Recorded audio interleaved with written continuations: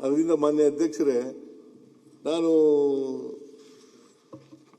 ನಾನು BSc ಆದಮೇಲೆ ಅಲ್ಲಿವರೆಗೆ ವ್ಯವಸಾಯ ಮಾಡ್ತಿದ್ದೆ. ನಾನು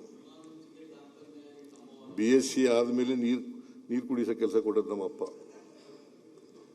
ದನ ಕರುಗಳಿಗೆ ನೀರು ಕುಡಿಸೋ ಕೆಲಸ ಕೊಟ್ಟದ್ದು BSc ಆದಮೇಲೆ. BSc ಆಗೋವರಿಗೆ ಹೊಲ ಕಳಿಸ್ತಿದ್ದ ನನಗೆ.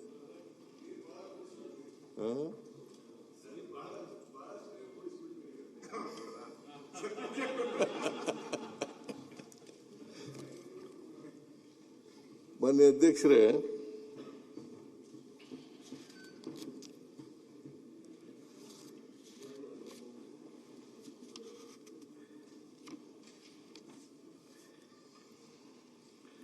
ಆಮೇಲೆ ವಿತ್ತೀಯ ಕೊರತೆ ಬಗ್ಗೆ ನಮ್ಮ ದೇಶದಲ್ಲಿ ಅದಕ್ಕೆ ಜಾತಿನೂ ಹೋಗಿಲ್ಲ, ವರ್ಗನೂ ಹೋಗಿಲ್ಲ, ಹಂಗೆ ಉಳ್ಕೊಂಡಿರೋದು. ಇನ್ನು ಜಾತಿ ವ್ಯವಸ್ಥೆ ಹೋಗ್ಬೇಕು.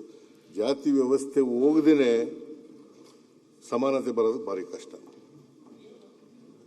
ವರ್ಗ ವ್ಯವಸ್ಥೆ ಹೋಗದೇನೆ ಸಮಾನತೆ ಬರೋದು ಭಾರಿ ಕಷ್ಟ. ಸಮಾಜ ನಿರ್ಮಾಣ ಆಗಬೇಕು ಅಂತಂದ್ರೆ ಜಾತಿ ವ್ಯವಸ್ಥೆನೂ ಹೋಗ್ಬೇಕು, ವರ್ಗ ವ್ಯವಸ್ಥೆನೂ ಹೋಗ್ಬೇಕು. ಮತ್ತೆ ನಮ್ಮ ವಿದ್ಯೆ ಇದೆಯಲ್ಲ,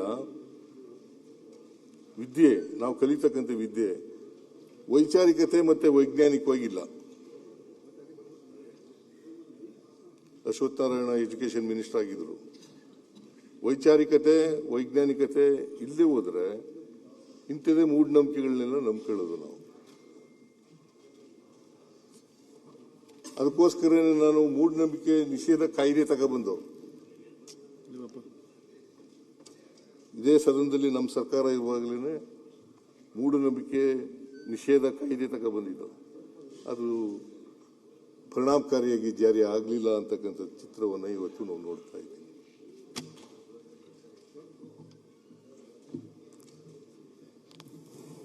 ಅದರಿಂದ ಈಗ ನಾನು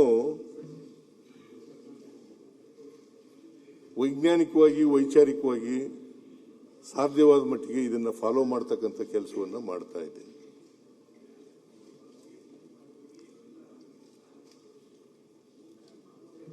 ಅದರಿಂದ ಮಾನ್ಯ ಅಧ್ಯಕ್ಷರೇ,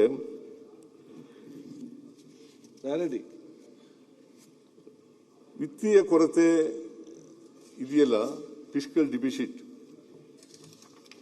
ಯಾವ್ಯಾವ ರಾಜ್ಯಗಳಲ್ಲಿ ನಮ್ಮ ಸುತ್ತ ಇರ್ತಕ್ಕಂಥ ರಾಜ್ಯಗಳಲ್ಲಿ ಎಷ್ಟೆಷ್ಟಿದೆ ಅಂತಕ್ಕಂಥದ್ದನ್ನು ನೋಡಲಿಕ್ಕೆ ನಿಮ್ಮ ಸದನದ ಗಮನಕ್ಕೆ ತರ್ತಕ್ಕಂಥ ಪ್ರಯತ್ನವನ್ನು ಮಾಡ್ತೇನೆ. ಕರ್ನಾಟಕದಲ್ಲಿ ಬಜೆಟ್ ಗಾತ್ರ 4,48,004 ಕೋಟಿ.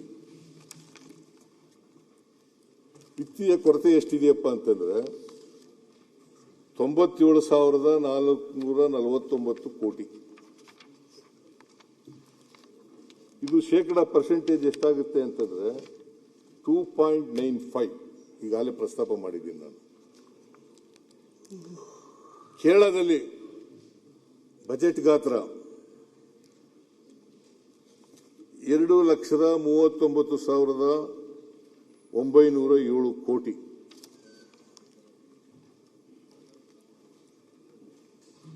ವಿತ್ತೀಯ ಕೊರತೆ ಅಲ್ಲಿ ಎಷ್ಟಿದೆ ಅಂತಂದ್ರೆ 55,420.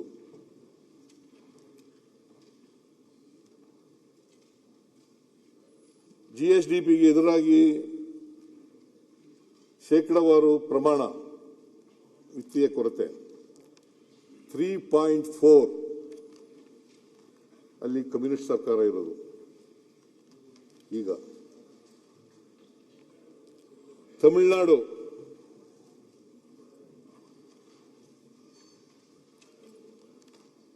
ಅದರ ಬಜೆಟ್ ಗಾತ್ರ 4,67,264. ಅಲ್ಲಿ ವಿತ್ತೀಯ ಕೊರತೆ ಎಷ್ಟಿದೆಯಪ್ಪ ಅಂತಂದ್ರೆ 1,21,949.